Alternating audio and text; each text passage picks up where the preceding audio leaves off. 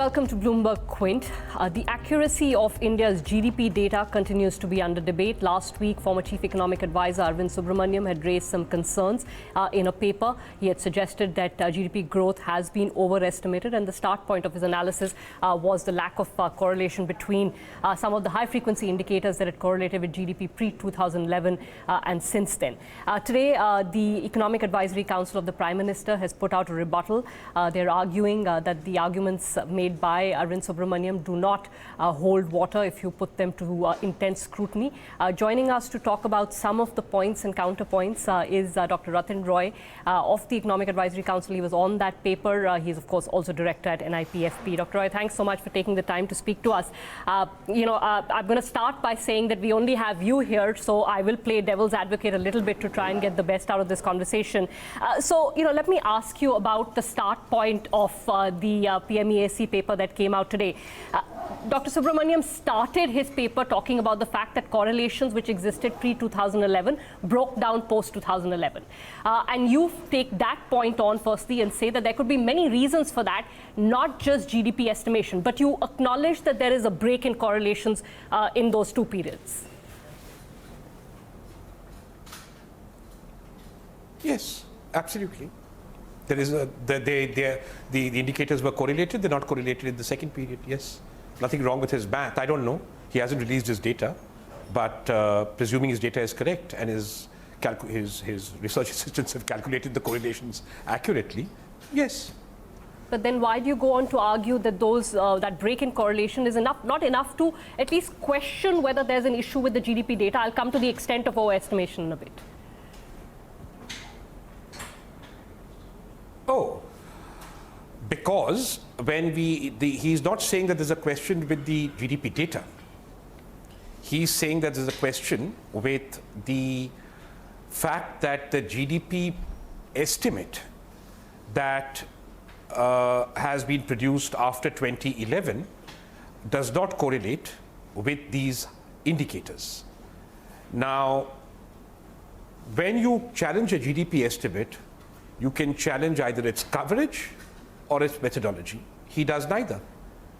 He says the GDP estimate is more weakly correlated now than it was in the previous period, and therefore the GDP estimate must be an overestimate. I challenge that reasoning. Do you challenge the selection of indicators? There's one part in the PMEAC paper where you say that it doesn't actually have any representatives of the services sector or the agricultural sector. But that would have held true even in the pre-2011 period, where some of those indicators were correlating with GDP, even though they were, well, not representative of services or agriculture. Sure. So that would mean that there would be other indicators which would correlate with GDP when it comes to services. And because we are also measuring agriculture differently, and it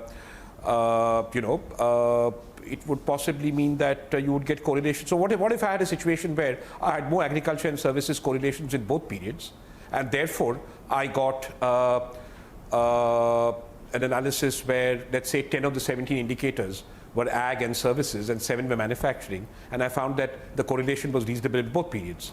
Your conclusion then would be, looking at what Dr. Subramanian did and what we did and this other counterfactual, that there's a problem with the composition of manufacturing growth as measured the GDP. Then you would go and look at how that composition growth has changed and what databases we're using. That would be a legit query. But in this paper, all this is only a prelude to the grand claim that India's GDP is overestimated, and I reject that premise on the basis of this article. It might well be, but not on the basis of this article. Okay, so would you accept at least that this break in correlation needs to be explained, perhaps indicator by indicator? You talk about one indicator in the PMEAC paper, which is credit growth, although I was a little confused about that argument, because I know that it led to NPAs, but that period of high credit growth would have led to higher GDP growth at that time, wouldn't it? Depends on the lags. Depends on the lags, right? Credit growth doesn't automatically give you GDP. It depends on when you get the output that is consequent on that credit growth. And if you don't get any output at all, which is why you get NPAs, then you wouldn't get a rise in GDP, would you? Except in the first order sense. You would get it in the second and third order. Yeah, okay. So you think that there, I'm still at the first point of the correlations, that there is some explanation that can be sort of fleshed out as to why each of those individual correlations broke apart in 2011 and what happened in 2011. So, in your paper, you talk about the financial crisis. So one can understand if there was a sharp structural change in the economy in 2008-9, after which correlations changed. What happened in 11, sir, other than the change in GDP? You know what I'm missing in this entire conversation and all the conversations that happened here, because I happen to be a macroeconomist who takes theory seriously? You cannot ask these questions by merely interrogating data unless you have a theory of growth from which you derive a growth model. And I said so in my own newspaper article this morning. So if you have a growth model where you say you expect growth to behave in this fashion in response to whatever you think the drivers of growth are, and then you say, well, we are seeing these correlations having not cohering with what the model prediction would be when you test the model. Then you would say two things. Either the model has changed, that is, the drivers of growth post-2011 are different from before, or you would say they have not, and therefore there's a problem with the model, type 2 error, right? Yeah. But there's no growth model in this conversation. There's no theory of growth. So as a good, well-trained neoclassical economist, I'm not going to speculate in the absence of a growth model on the basis of correlations on whether drivers of growth have changed or not. They may have, they may not have.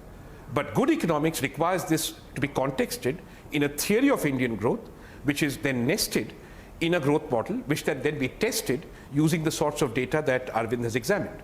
There is no growth model in his paper. It's purely data driven. Okay, so you're saying that the start point of his paper, which, as he says, prima facie raises some concerns, is in itself not enough to then go on to the conclusions. The second thing he does is looks at it across countries. And there are some obvious issues that do come up, the subset of countries that you choose, what happened in these countries over this period of time, did their GDP estimates or the way they measure it change at all? So that's the second point of problem.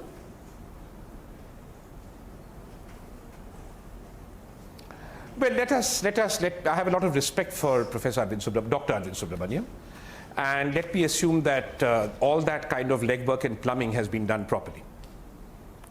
But I then have two questions. There is, I think what I have a problem with is that the analytics in the cross-country regression, he is making a lot of assumptions that he does not state. Assumption one that he's making is that only India changed its GDP composition method in the second period, and no other country did. That is the first implicit assumption he's making. That there are no, and the second implicit assumption he's making is that therefore there are no significant differences in the dependent variable, which is GDP, in terms of how it is calculated, right? Yeah. Except in the case of India. And if that is so, I'd like to see on what basis that conclusion has been drawn. I'm sure when the paper goes for refereeing, or in a second edition, he will address this point. So I'm not saying that he's invalid. I need to understand, but I need to see this implicit assumption made explicit. Second, he says India is an outlier. From that, you cannot infer that Indian growth has been overestimated, because you have to first prove to me that the drivers of growth have not changed, for which you require a theoretical model, as I was saying earlier, which you don't have. So you're making an implicit assumption there that if I find India as an outlier in the second period from the trend line as opposed to the first, then it must be that India's growth is overestimated. Not acceptable, not good economics, lacks the theory that is needed to make the point. The third point I want to make is he assumes implicitly that the change in the method of GDP calculation that we executed, right, around 2011, was done for the fun of it. There must have been a reason why we changed it, and we have given two in our rebuttal. The first is that we assumed for a long time that labor productivity was sort of synonymous across all labor. That is no longer true in an emerging economy, right? And therefore, what we did was we now have differential estimates of productivity. We have got of workers. We have also acknowledged that the composition of various activities has changed. Now, you may question the precise changes that were made in methodology, but the fact remains that these methodology changes were driven by reason. And therefore, the argument is that we have certain compositional changes which need to be reflected in how GDP is estimated, hence these methodological changes. And so if there was a paper out there which said, empirically, we don't like these methodological changes, we find that they're inadequate or inappropriate, some other scholars have said, that's fine, that's a legitimate debate. But he does not talk about composition because he cannot. It does not figure in his narrative. So that's my third problem with his cross-country regression. And I'll stop there.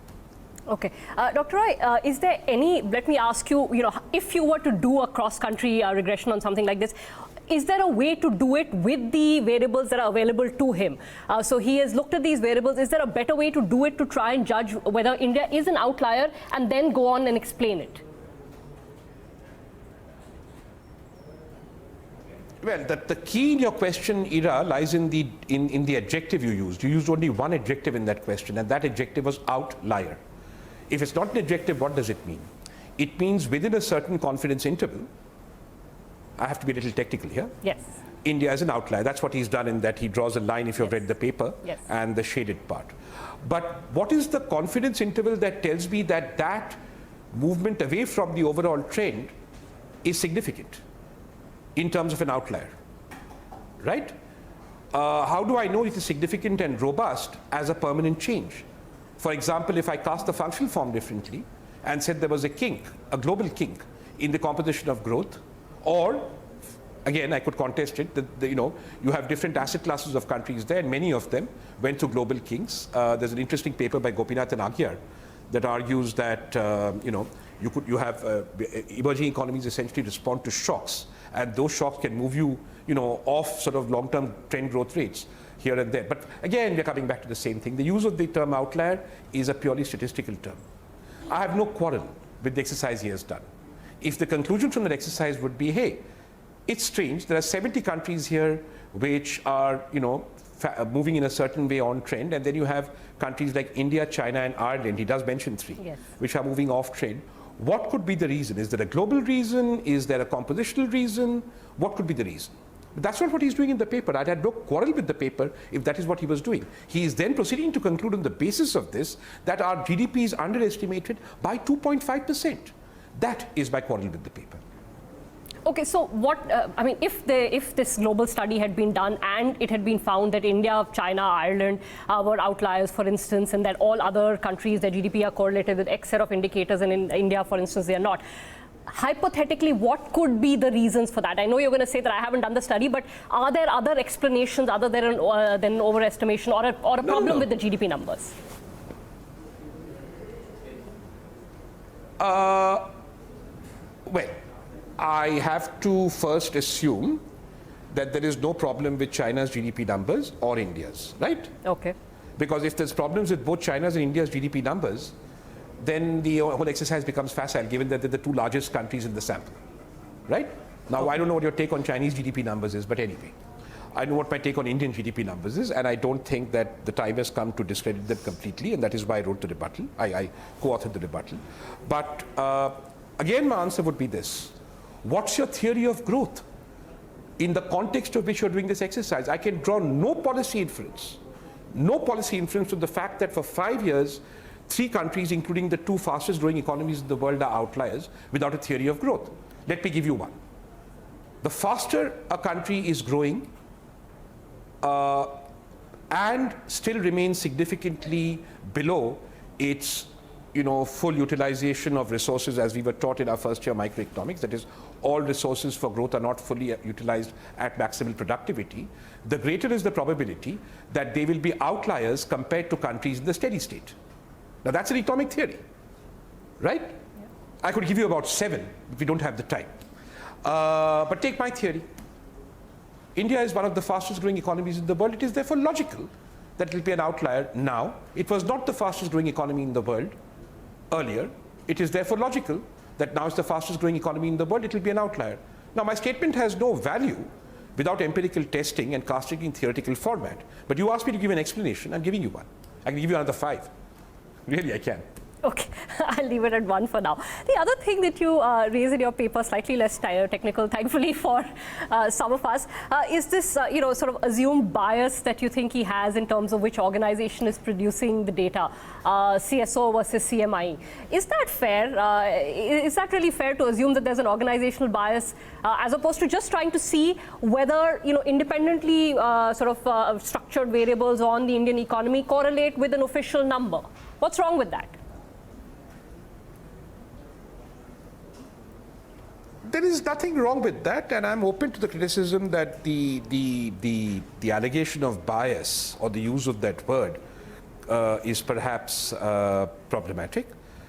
But in terms of context, let me point out that I, for one, as a trained economist, would think that numbers put out by a public institution like the Central Statistical Organization, which has a track record of putting out these numbers, the entire scrutiny process beginning with the National Statistical Commission and a very vibrant academic community which is constantly looking at these numbers and writing about them in the public domain, would not be taken with the skepticism that they are relative to the unquestioning acceptance of a set of numbers, and I'm not questioning their credibility or otherwise, that are produced by a for-profit company whose methodology to me is opaque.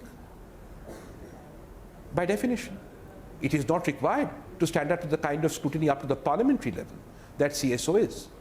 So I'd like an explanation as to why there is this reluctance, and we give an example there on exports, right, in the paper, to take what the CSO says with the same weight as you do for CMI. That's all I think one is saying. One could quibble about the choice of words, and I'm open to that quibble, and I would put it that perhaps you could put it differently. But if I put it this way, would I have satisfied you in the legitimacy of that query? I think I ought to have. Yeah. No, I was surprised by the word, the use of the word bias. There you go. Okay, sorry, I'm turning circle to come back to another question on the correlation. And again, you'll say that you haven't studied this, but I'm going to ask you this in any case. So, okay, these 17 variables don't correlate with GDP growth anymore. Is there a set that do? Because honestly, for users of economic data or people who just say, like us who report on economic data, we always tend to look at some of these variables even today to try and draw inferences for what it means for GDP. So if the correlation has broken down and that is no longer telling us what the GDP of the country looks like, then what do we look at, sir? Because there are all the variables in there. Credit growth, airline traffic, IIP, auto sales, everything is there. Well, I have two answers to your question, one of which you're familiar with, but the other one I'll give you. Keep looking at them, because your quest to look at them is to look at infra-marginal changes in GDP growth within a year. But what Arvind is doing with these correlators, because these are high-frequency indicators, right? So when the markets look at them, they look at them in an intra-year context. I don't see anyone using these to talk about GDP in 2017 or 2011 versus GDP in 2019, right? That's not how you do that business of comparing year-on-year changes in BGP. So these are good high-frequency indicators to guess what's happening to the state of the economy, its health, and not just the growth rate, but also the composition. So be my guest and do that, but be alert to the fact that there are compositional changes happening in the economy. And if it is the case, for instance, let me give you another example. The economy is becoming more inclusive in the way I would like it to be. Then you will see different indicators coming in, not auto sales, but sales of cheap textiles. You would see health coming in, you would see education coming in, you would see affordable housing coming in, right? So be alert to the fact that if the government is indeed serious about inclusive growth and is able to secure it, you will see a compositional change. On the other hand, if growth becomes even less inclusive, you will also see a compositional change. You will see an increase in consumption of wine, and that will become an indicator, yeah?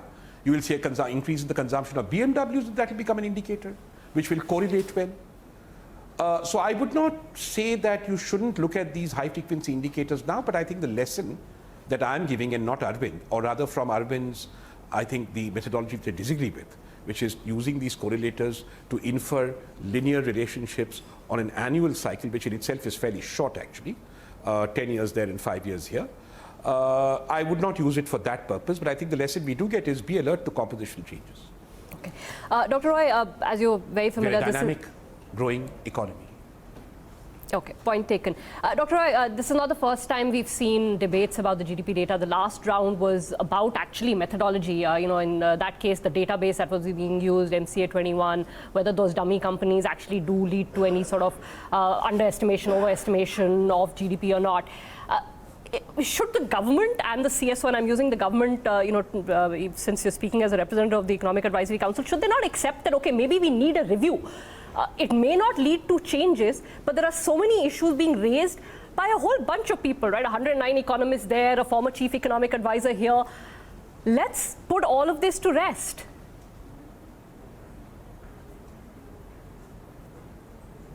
You will never put this to rest. Well, let me answer that question in three parts. One, I think that it is very, very important for the government to become more transparent with its data. I have always believed that databases that the government has should be put in public for public scrutiny, and that in the long run is a healthy attitude.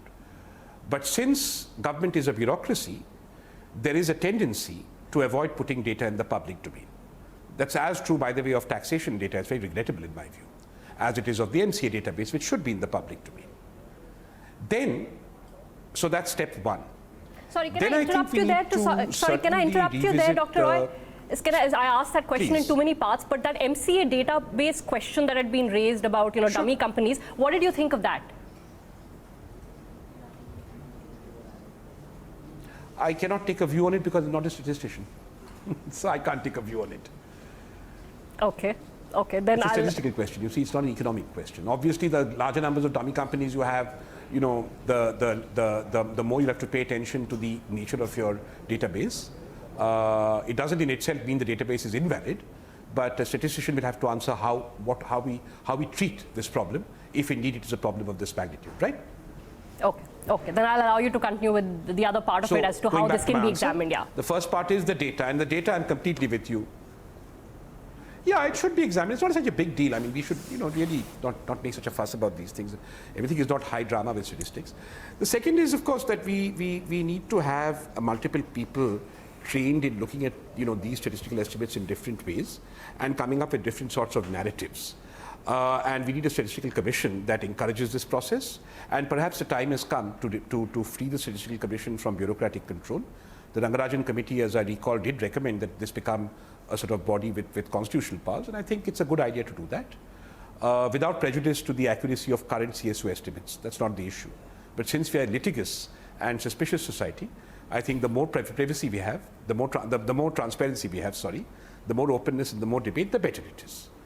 But I want to distinguish what I'm saying from the allegation that India is some sort of China or Argentina. We are neither a data dictatorship, and the evidence of that is Arvind's paper and the response to it, and other people have written on the same subject, nor are we like Argentina, an economy which has been caught consciously manipulating our data. That is not our history, and it is not our present. So in the context of improving our common quest to improve the quality and acceptability of our estimates, more transparency and institutional process within which this quest is conducted is welcome. But what I'm not joining forces with is the idea that India is somehow a non-credible producer of data and estimates of GDP, etc. That India is the same asset class in terms of opacity with China, and the same asset class in terms of deliberate misuse of data to misinform investors and others, as in the case of Argentina. We're not there. We are miles away from there. And therefore, we should continue to do what all countries do, which is continue to put more things in the public domain and foster debate. I'm completely for that. I hope the distinction is clear. It is, Dr. Roy, and well, I assume that if your recommendations or your thought process is adhered to by the government, then this debate can keep happening, but it doesn't need to lead to finger pointing on whether GDP numbers are reliable or not reliable. Dr. Roy, I'll leave it at that. Thank you for putting out your point of view on this issue. We will, of course, continue to hear from the other side. We'll try and bring in Mr. Arvind Subramanian at some point in time, but we'll leave it at that for now. From Bloomberg Quinn, thanks for watching.